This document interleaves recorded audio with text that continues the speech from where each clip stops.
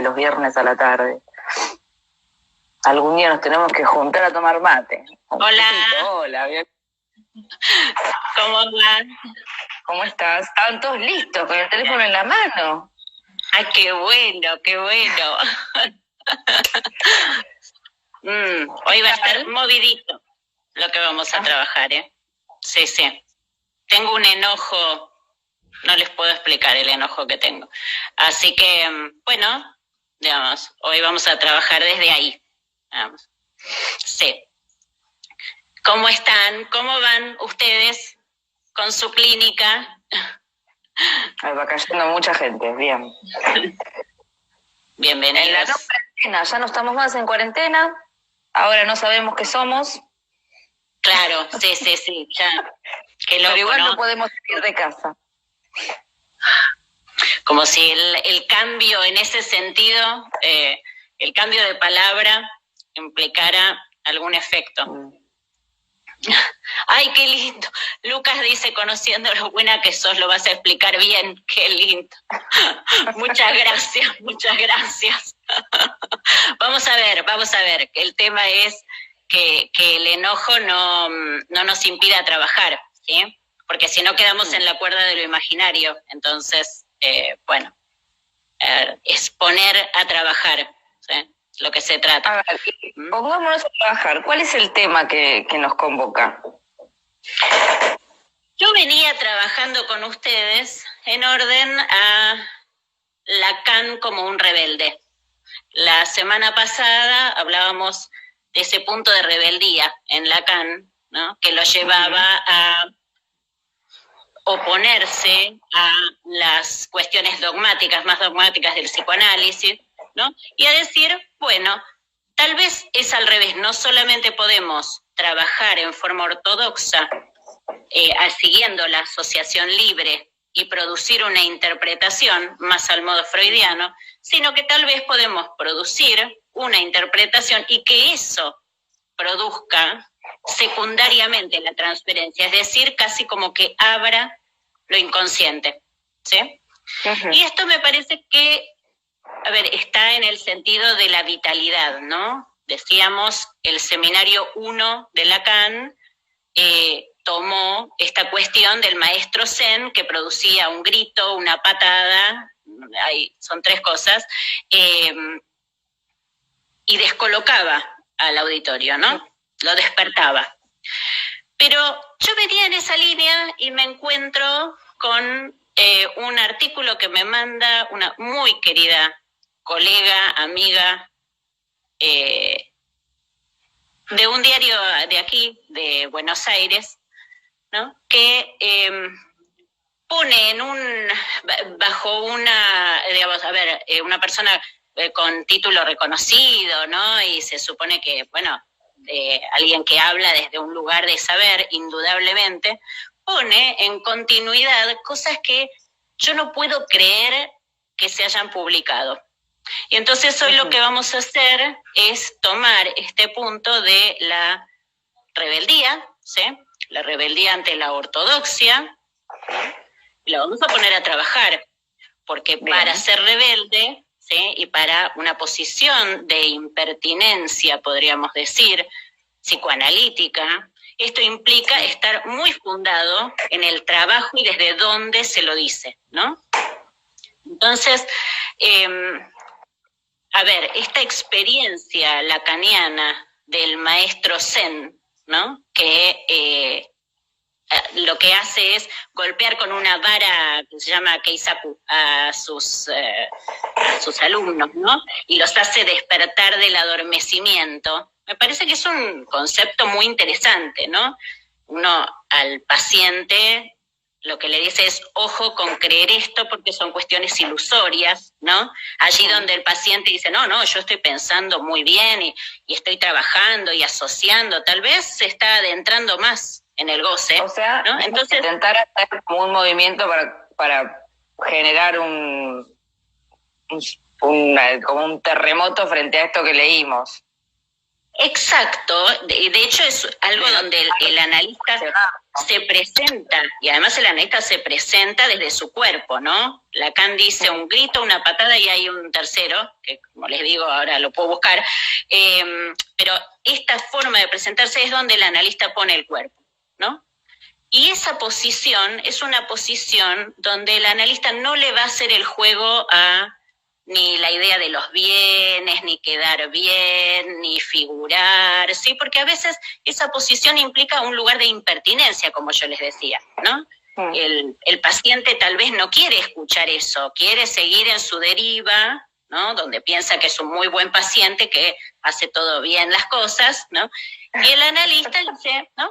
¿Se acuerdan, por ejemplo, en la semana pasada yo les contaba de Freud, cuando recibe al hombre de las ratas y el hombre de las ratas le habla de la sexualidad en la primera entrevista, y Freud dice, ¿y por qué me habla de la sexualidad? Si su síntoma inicial, su pregunta era otra. Y entonces se dice, no, porque bueno, yo sé que usted es famoso por esto, ¿no? Claro, como bueno, que ahí hay... No, que le hable de eso. Claro, ahí hay una posición clara, ¿no? Donde lo que hace Freud es, como les contaba la semana pasada, hacer identificación primaria sobre ese objeto, ese ofrecerse como objeto de goce al otro, ¿sí? El hombre de las ratas se ofrece a cumplirle el deseo al otro, ¿sí? Bueno, y eso se organizará a lo largo de su vida, ¿sí? Es en su análisis, trabajará en eso. Bueno, ¿qué hace el analista cuando hace eso? Señala, ¿no?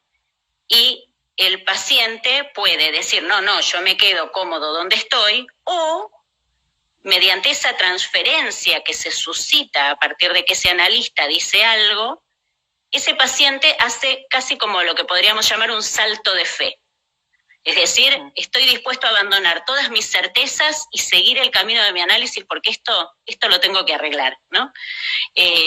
A una paciente que en la primera entrevista, digamos, era muy complicada esa primera entrevista, yo le dije, bueno, pero acá va a haber que meterse con esto. Le digo, vos estás, digamos, con ganas de meterte con esto, porque conmigo sí o sí. Ella viene de varias consultas con otros analistas donde al rato esto cae.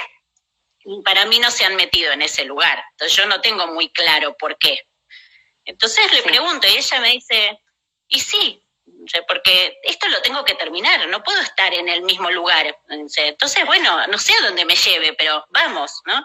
Me parece que ese punto es ese salto de fe, ¿no? Que se arma en relación al espacio transferencial.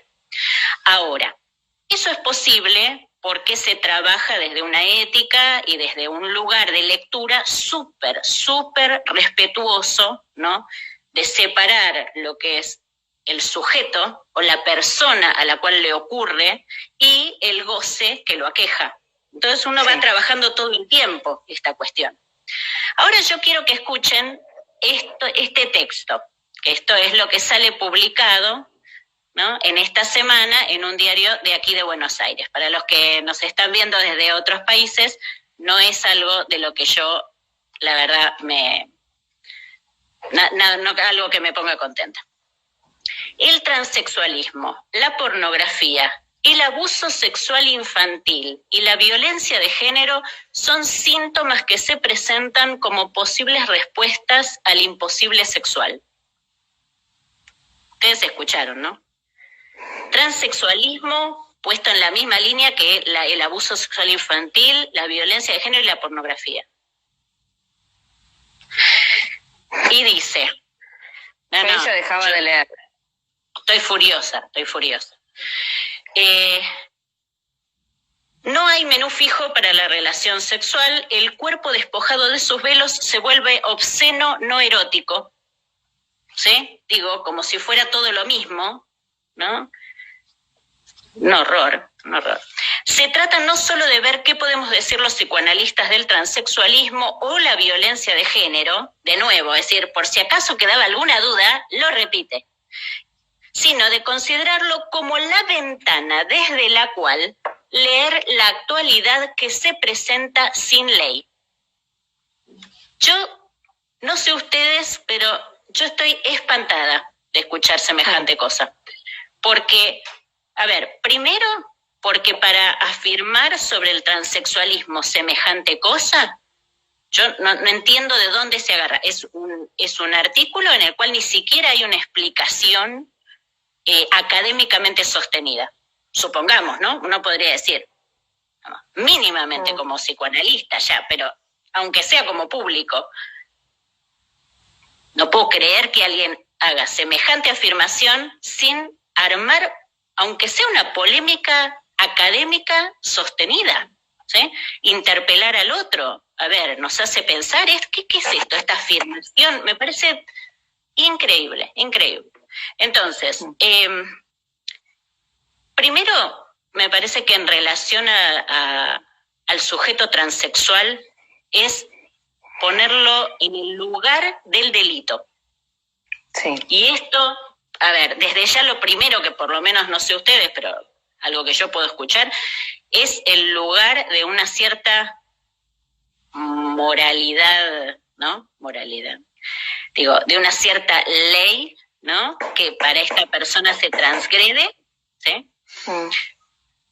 Donde no hay un trabajo acerca de la particularidad que el transexualismo implica, ¿sí? El sufrimiento subjetivo del sujeto transexual, ¿sí?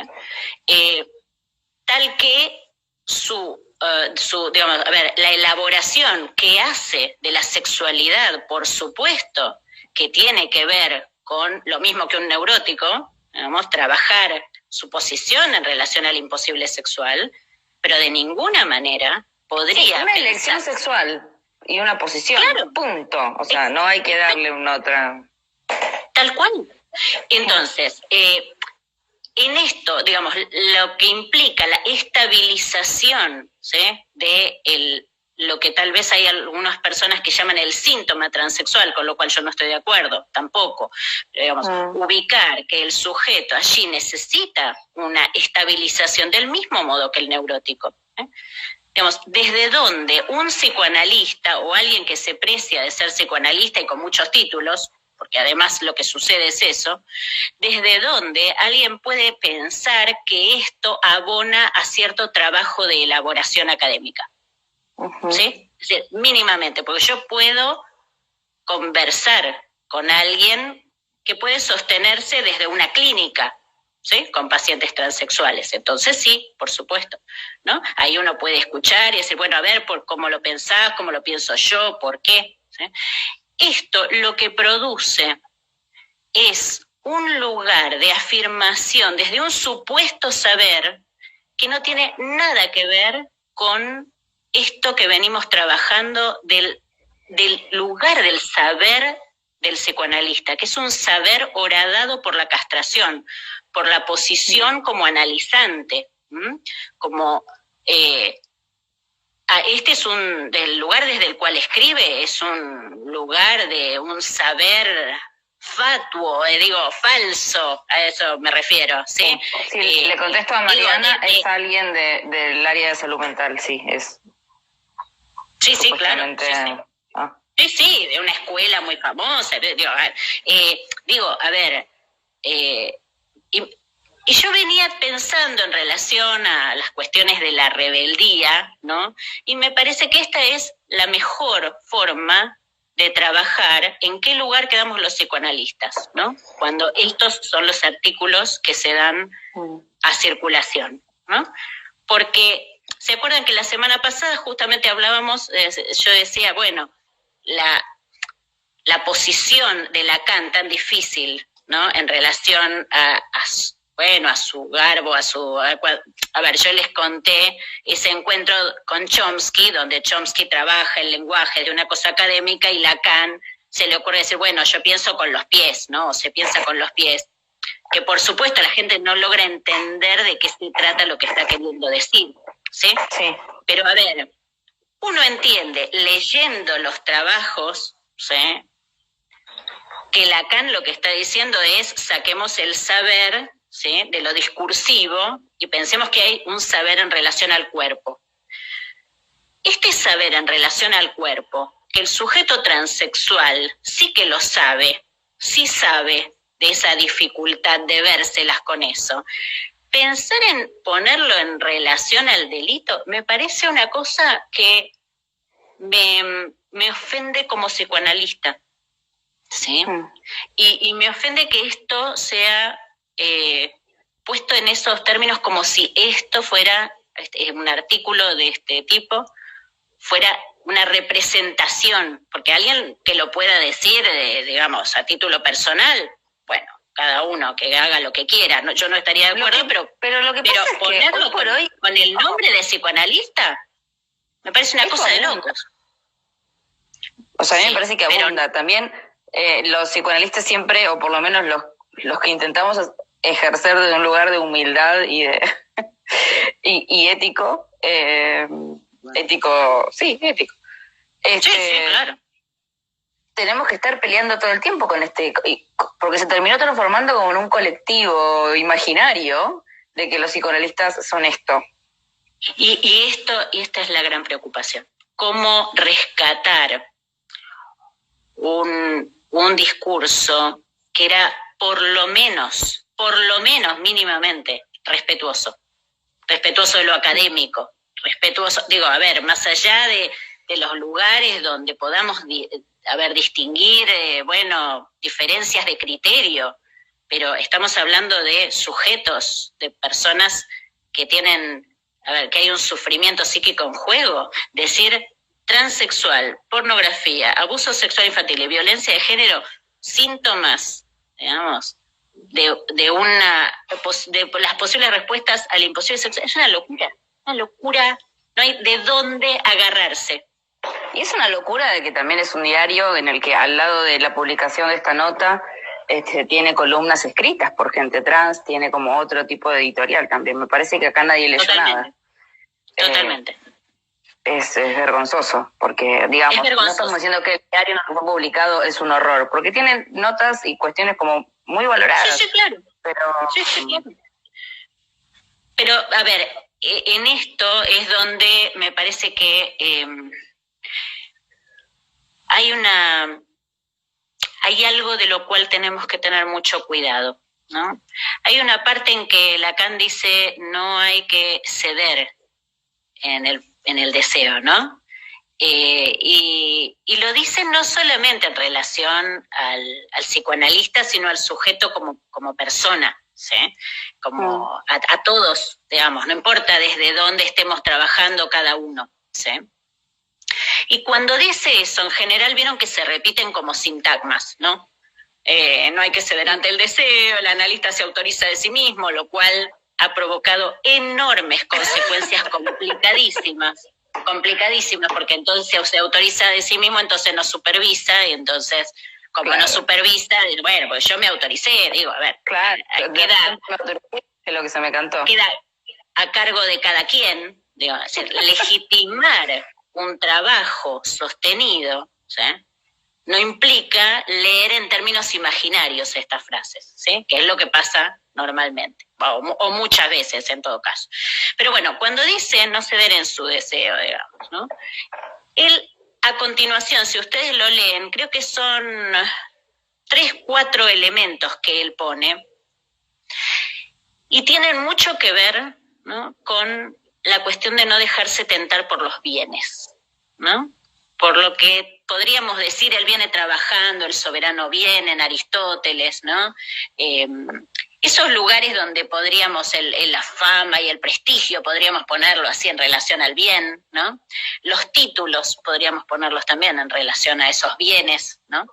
Y entonces ahí me parece que lo complicado, ¿no?, es que justamente en artículos como estos, lo que podemos ver es que pareciera más importante el título, ¿sí?, y el poder producir algo ahí, ¿no?, que en sí un trabajo académico, ¿sí? Bueno, pero esto es muy frecuente. Pero no importa, aunque sea muy frecuente, digamos, no tiene que ser infrecuente nuestra respuesta, ¿no? Claro, no nos dejemos engañar, porque ¿claro? Si no, claro, si entras como derechito. Y además ahí es donde nosotros quedamos en el lugar de ceder en nuestro deseo, ¿sí? Porque, de hecho, a continuación de esa frase, Lacan lo pone en términos de desprecio. Y es muy interesante, esto no se habla de esto, ¿no? Lacan dice, ¿no?, que en el momento en que el sujeto cede en su deseo, desprecia eso que está en juego y se desprecia a uno mismo, ¿no? Y me parece que si nosotros vamos por esa línea, ¿no?, que me parece, por lo menos es mi posición ética, que esto sea muy común no significa que no tengamos que denunciar, ¿no? Porque este no es el lugar del psicoanálisis, esto que está escrito ahí, de ninguna manera. Puede ser la opinión, digo, yo con lo que me peleo tal vez es con ese punto donde alguien publica algo y dice, psicoanalista, miembro de papá, no me importa nada, digamos eso. Eso es lo que me preocupa. Claro, ¿de dónde? Bueno, a ver, esas son las chapas que cada uno quiere lucir. Pero, digo, poner esto en eso... Antes de que continúes, a la gente que se prendió en el medio, de lo que estamos hablando es un artículo que salió en un diario que pone como en el mismo lugar al transexualismo, el abuso sexual y, ¿para qué lo leo? La pornografía y la violencia de género. Es una manera de poder mirar hacia el mundo como todas estas cosas que surgen de estar viviendo en una sociedad sin ley. Pongámosle, ¿no? Estamos hablando de eso, estamos hablando de que esto está escrito por alguien que forma parte de una institución psicoanalítica, que en la parte de abajo de la nota figura cuál, etcétera, y cómo es que esto, a los psicoanalistas que por ahí no estamos de acuerdo con esto que estamos leyendo porque no tiene fundamento psicoanalítico, nos brota, ¿no? Yo siempre digo que hay un montón de cosas de este tipo que a mí me brotan. Esta es una de ellas. Y Violana estaba explicando eso. ¿Qué es lo que te enoja entonces? Que estaba yendo por ahí. Me enoja que haya un punto en que se confunda y se pierda, ¿no?, esa herencia freudiana e incluso lacaniana, a pesar de sus características, donde él era, digamos, donde a veces conspiraba contra su propia transmisión, Lacan, por hacerse, digamos, el divo, pero desgraciadamente mi temor es que se pierda esa herencia más rica, más respetuosa, ¿no? Y que antes de hablar, y aún antes de ser impertinente, es porque se ha estudiado un montón, digamos. Lacan había estudiado un montón, y Freud también. Digamos, ellos llegan empiezan a escribir, empiezan cerca de los 50 años. Es decir, no es que dijeron, bueno, ¿no? Bueno, a mí me parece esto.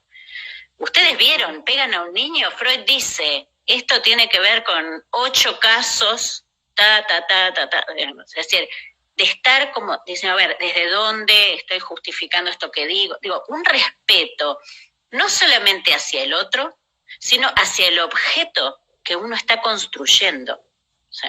hacia el psicoanálisis mismo. Y me parece que esto es muy importante, así como siempre trabajamos en este espacio, cierto lugar donde nos preguntamos acerca de la técnica, ¿sí?, y donde decimos, bueno, a ver, aquí, ¿cómo cierra esto con esto? A ver, ¿no? Así como hacemos eso, también es necesario hablar de esto, ¿sí?